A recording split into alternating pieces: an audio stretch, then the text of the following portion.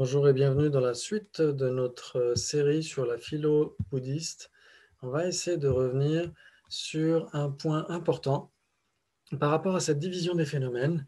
On avait vu qu'on pouvait les scinder en deux, euh, les permanents et les impermanents.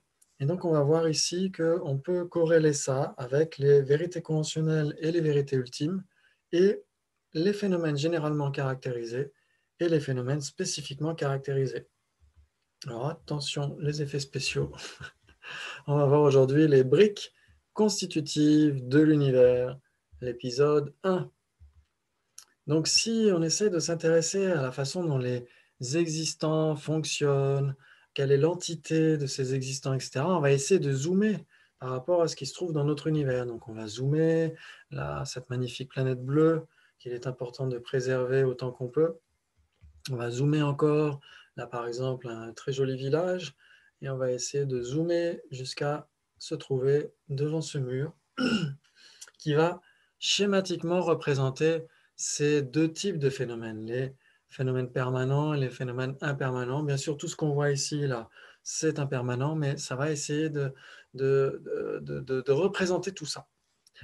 Très bien. Donc, ici, il y a le caillou et le mortier. Le mortier, en fait, c'est beaucoup plus fragile. Ça a un statut inférieur, en fait. Quand on parle d'un mur euh, de pierre, un mur de briques, etc. Donc, ce sont les pierres et les briques qui sont importantes. Le mortier est très secondaire. Et donc, il peut même s'étioler, il peut s'effriter, donc il est beaucoup plus fragile. Et donc, le statut ontologique des vérités conventionnelles est aussi plus fragile. Alors que les vérités ultimes, c'est du solide, c'est du concret, ce sont les briques, les vraies briques constitutives de l'univers. On va s'intéresser à ça. On va essayer de voir que du point de vue d'une école un peu plus basique que le Sautrantika qui suit le raisonnement, il y a un zoom un petit peu plus important qui est fait. Ça veut dire qu'on arrive aux particules insécables, des particules indivisibles.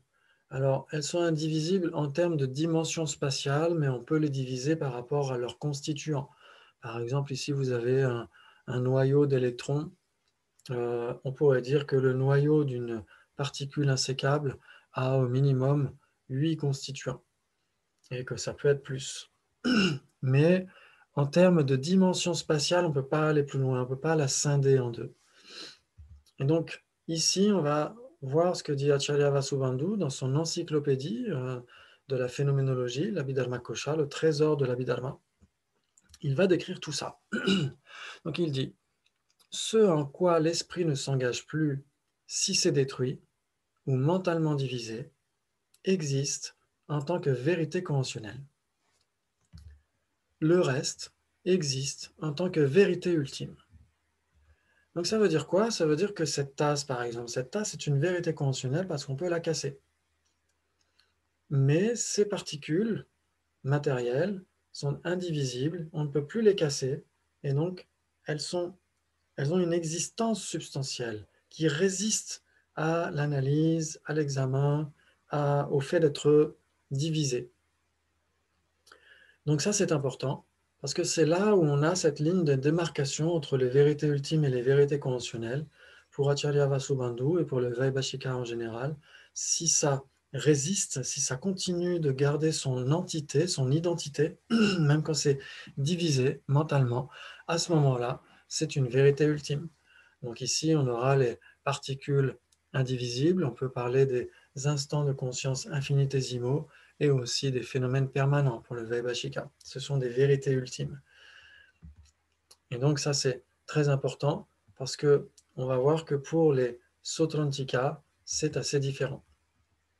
Pourquoi? Parce que ici, les vérités ultimes des Vaibhashika, on ne peut pas vraiment les percevoir.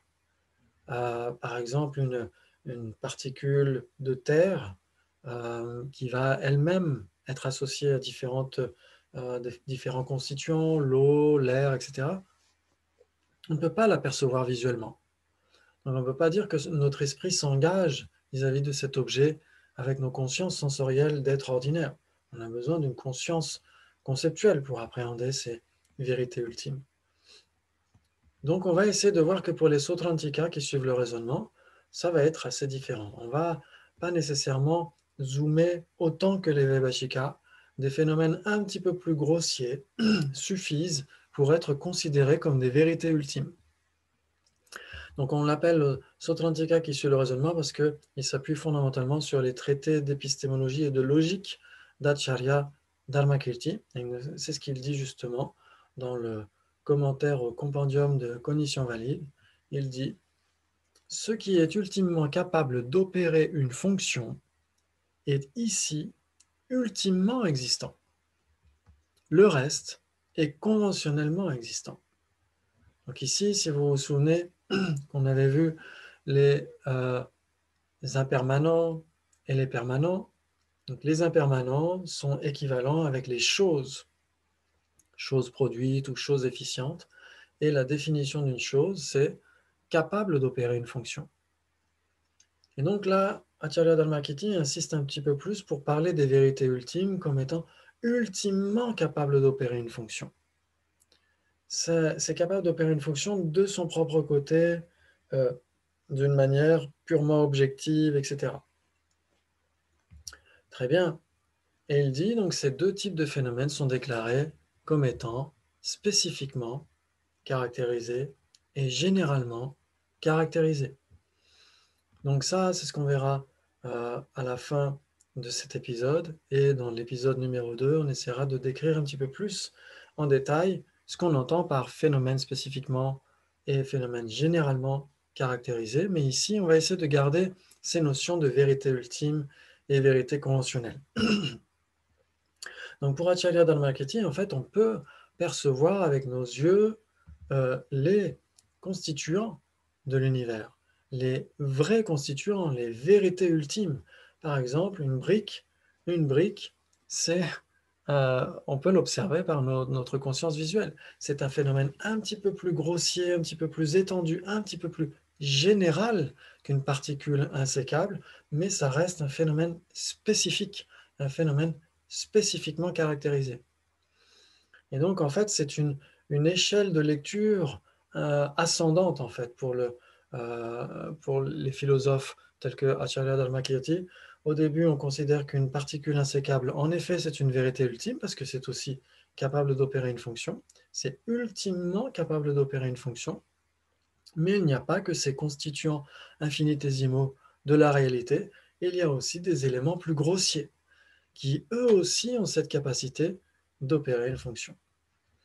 Et donc ceux qui sont ultimement capables d'opérer une fonction existent ultimement, ce sont des vérités ultimes et ce sont des phénomènes spécifiquement caractérisés. Et on peut les percevoir. On peut les percevoir. Pas tous, bien sûr, parce qu'un instant infinitésimal de conscience est aussi une vérité ultime, une particule insécable est une vérité ultime, et on ne peut pas les percevoir avec nos yeux d'être ordinaires. Mais la plupart peuvent être perçus par des perceptions directes. Et donc une perception directe, si vous avez suivi la playlist sur la psychologie bouddhiste, on a vu précédemment que c'est une cognition libre de conceptualisation et non erronée. Et donc c'est ce qui fait que ce type de cognition est une conscience ultime. Elle n'est pas erronée, elle est libre de conceptualisation, il n'y a rien qui fait obstacle entre la conscience et l'objet, et donc c'est une conscience ultime. C'est une conscience ultime, et donc ces objets apparents sont des vérités ultimes. Donc tous les phénomènes impermanents sont des vérités ultimes, une mangue, un million, etc. Donc les vérités ultimes, comme on l'a dit tout à l'heure, vont être équivalentes avec les phénomènes spécifiquement caractérisés, tandis que les vérités conventionnelles vont être équivalentes avec les phénomènes généralement caractérisés. Et donc on verra au prochain épisode comment est-ce que ça fonctionne, comment est-ce qu'on peut les décrire un petit peu plus en détail. Ça va nous aider par la suite pour les généralités de sens et aussi pour comprendre par la suite le Madhyamaka, donc la voie médiane par rapport aux deux vérités.